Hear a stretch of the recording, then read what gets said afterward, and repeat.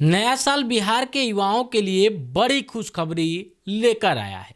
साल 2026 से 27 में बिहार में 2.5 लाख से 3 लाख पदों पर सरकारी बहाली की तैयारी पूरी कर ली गई है।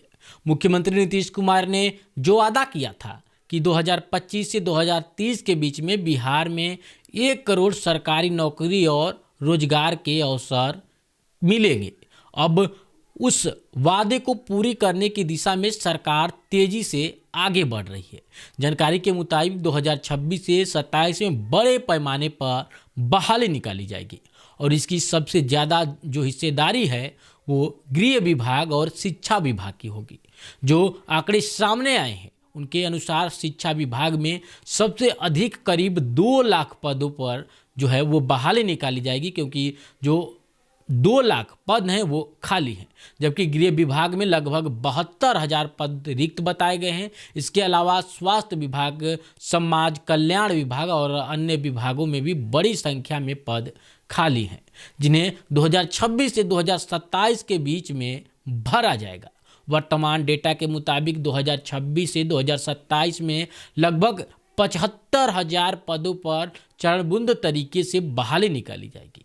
स्वास्थ्य विभाग में करीब 44,000, समाज कल्याण विभाग में 4,050 यानी कि 4,500 से अधिक, सप्लाई डिपार्टमेंट में 234, पंचायती राज विभाग में 9,540, राजस्व विभाग में करीब 2,000, कृषि विभाग में करीब 5,000, नगर विकास में जो है नगर विकास विभाग में 5100, ऊर्जा विभाग में 6600, साइंस एंड टेक्नोलॉजी विभाग में 2,400 पदों पर बहाली की तैयारी है।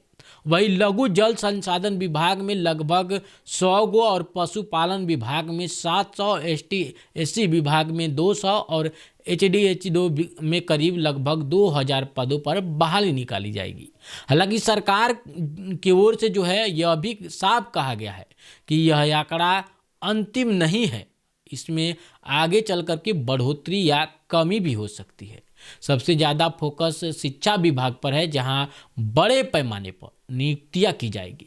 हाल ही में शिक्षा मंत्री जो सुनील कुमार ने जानकारी दी है,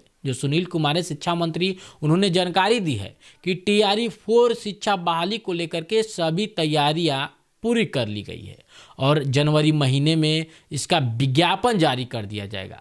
शिक्षा विभाग ने रिक्त पदों को पूरी जो सूची है वो BPSC को सौंप दी है और BPSC जल्द ही परीक्षा की प्रक्रिया शुरू करेगा। दरअसल TRE-4 की बहाली सितंबर में, यानी कि जो सितंबर जो पिछला बीता है उसी से ही आनी थी, लेकिन जिला से जो खाली पदों का डेटा आने में देर के कारण इसे जनवरी तक बढ़ा दिया गया।